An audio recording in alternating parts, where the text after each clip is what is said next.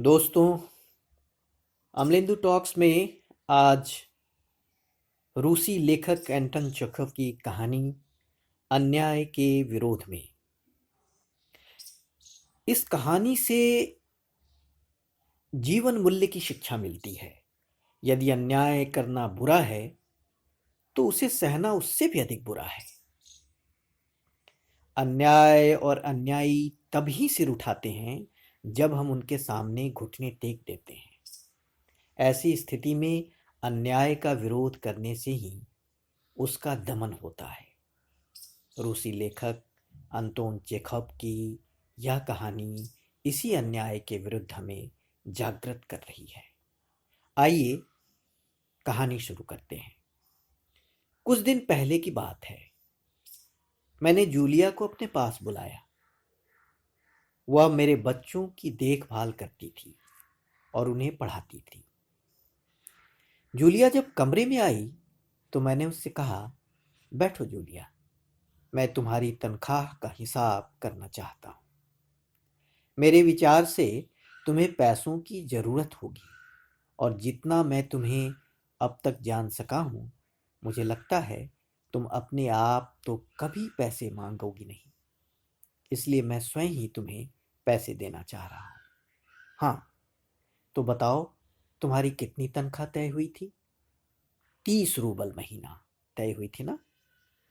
जी हाँ, 40 रूबल महीना, जूलिया ने दबे स्वर में कहा। नहीं भाई, 30।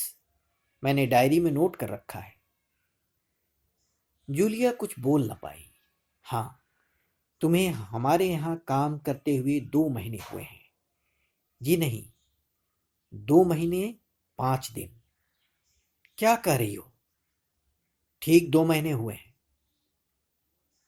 भाई, मैंने डायरी में सब नोट कर रखा है। तो 2 महीने के बनते हैं 60 रूबल। लेकिन 60 रूबल तब बनेंगे जब महीने में एक भी छुट्टी न ली हो। तुमने रविवार को छुट्टी की है, उस दिन तुमने काम नहीं किया, कोल्या को सिर्फ घुमाने ले गई हो। इसके अलावा तुमने 3 छुट्टियां और ली है ना? जूलिया का चेहरा पीला पड़ गया। वह बार बार अपनी ड्रेस की सिकुड़न दूर करने लगी। बोली, एक शब्द नहीं। हाँ, तो 9 रविवार और 3 छुट्टियां यानी 12 दिन काम नहीं हुआ। मतलब यह कि तुम्हारे 12 रूबल कट गए। उधर कोल्या 4 दिन बीमार रहा और तुमने सिर्फ तान्या को ही पढ़ाया। पिछले सप्ताह शायद 3 दिन तुम्हारे दांतों में दर्द रहा था और मेरी बीवी ने तुम्हें दोपहर बाद छुट्टी दे दी थी। तो इस तरह तुम्हारी कितनी छुट्टी हो गई? 12 और 7 19। 19 नागे। हाँ तो भाई, घटाओ 60 में से 19। तुम्हारा कितना हिसाब बनता है? 41। 41 रूबल, ठीक है ना? जूलिया की आंखों में आंसू छलक आए। उसने धीरे से खांसा, लेकिन उसके मुंह से एक शब्द नहीं निकला। हाँ, एक बात तो मैं भूल ही गया। मैंने डायरी पर नजर डालते हुए कहा, 1 जनवरी को तुमने चाय की प्लेट और प्याली तोड़ डाली थी। प्याली का दाम तो ज्यादा है ना, पर मैं उसके 2 रूबल ही काटूंगा। अब देखो, तुम्हें अपने काम पर ठीक से ध्यान देना चाहिए ना। उस दिन तुमने ध्यान नहीं रखा और तुम्हारी नजर बचाकर कोल्या पेड़ पर चढ़ गई और वहां खरोंच लगकर उसकी जैकेट फट गई। उसकी भरपाई कौन करेगा? तो 10 रूबल उसके कट गए।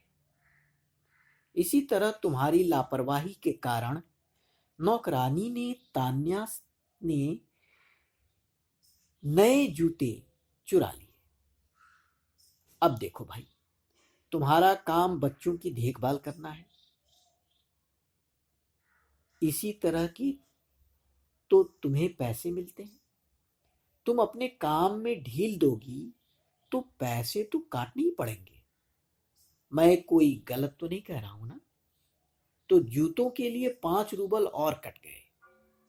और हाँ, 10 जनवरी को मैंने तुम्हें 10 रूबल दिए थे। जी नहीं, आपने मुझे कुछ नहीं, जूलिया ने दबी जुबान से कहना चाहा। अरे, तो क्या मैं झूठ बोल रहा हूं? मैं डायरी में हर चीज नोट कर लेता हूं। तुम्हें यकीन नहीं तो दिखाऊं डायरी? जी नहीं, आप कह रहे हैं तो आपने दिए ही होंगे, जूलिया ने कहा। दिए ही होंगे नहीं, दिए हैं, मैं कठोर स्वर में बोला।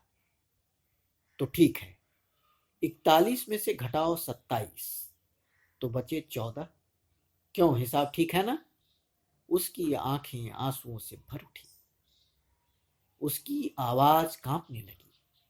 वह धीरे से बोली, मुझे अभी तक एक ही बार कुछ पैसे मिले थे, और वे भी आपकी पत्नी ने दिए थे, सिर्फ 3 रूबल, ज्यादा नहीं। अच्छा, मैंने स्वर में आश्चर्य भरकर कहा, और इतनी बड़ी बात तुमने मुझे बताई भी नहीं? नहीं, तुम्हारी मालकिन ने मुझे बताई। देखो, हो जाता ना अनर्थ। खैर, मैं इसे भी डायरी में नोट कर लेता हूँ। हाँ, तो 14 में से 3 और घटा दो, इस तरह तुम्हारे बचते हैं 11 रूबल। अब ये लो 11 रूबल, देख लो पूरे हैं ना? जूलिया ने कांपते स्वर में धन्यवाद कहा और रकम लेने के लिए हाथ बढ़ाया। यह देख मैं गुस्से से आग बबूला होने लगा। कमरे में टहलते हुए मैंने क्रोधित स्वर में उसे कहा, धन्यवाद किस बात का? आप मुझे पैसे दे रहे हैं, इसके लिए धन्यवाद। अब मुझसे नहीं रहा गया।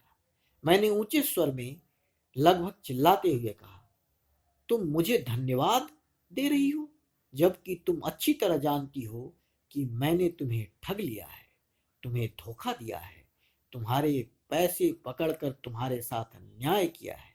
इसके बावजूद तुम मुझे धन्यवाद दे रही हो? जी नहीं, इससे पहले मैंने जहां जहां काम किया, उन लोगों ने तो मुझे एक पैसा तक नहीं दिया। आप कम से कम कुछ तो दे रहे हैं। उसने मेरे क्रोध पर ठंडे पानी का छींटा मारते हुए कहा। मैंने 11 रूबल जो मैं उसे दे रहा था अपनी जेब में रखे और जूलिया से कहा, उन लोगों ने तुम्हें एक पैसा भी नहीं दिया। जूलिया, मुझे इस बात सुनकर तनिक भी अचरज नहीं हो रहा है। इतना कहकर मैंने दूसरी जेब से 80 रूबल निकाल कर मेज पर रखे। फिर स्वर धीमा करके मैं बोला, जूलिया, मुझे इस बात के लिए माफ कर देना कि मैंने तुम्हारे साथ एक छोटा सा क्रूर मजाक किया, पर मैं तुम्हें सबक सिखाना चाहता था। जूलिया, मैं तुम्हारा एक पैसा भी नहीं मारूंगा। देखो, ये तुम्हारे 80 रूबल रखे हैं, मैं अभी इन्हें तुम्हें दूंगा, लेकिन उससे पहले मैं तुमसे कुछ पूछना चाहूंगा। अब जूलिया के हैरान होने की बारी थी। उसने दबे स्वर में पूछा, क्या? जूलिया, क्या जरूरी है कि इंसान भला कहलाए, जाने के लिए इतना दब्बू और भीरू बन जाए कि उसके साथ जो अन्याय हो रहा है उसका विरोध तक न करे, चुपचाप सारी ज्यादतियां सहता जाए? नहीं नहीं जूलिया, इस तरह खामोश रहने से काम नहीं चलेगा। अपने अस्तित्व को बनाए रखने के लिए तुम्हें इस कठोर, निर्मम और हृदयहीन संसार से लड़ना होगा। अपने दांतों और पंजों के साथ लड़ना होगा, पूरी ताकत के साथ। मत भूलो जूलिया कि इस संसार में दब्बू और भीरू लोगों के लिए कोई जगह नहीं है, कोई भी जगह नहीं है।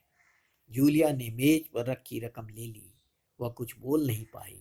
उसकी आंखें सजल हो उठी, सजल हो उठी, सजल हो उठी। यह कहानी अंटन चेखोव की मैंने आपसे कही। धन्यवाद।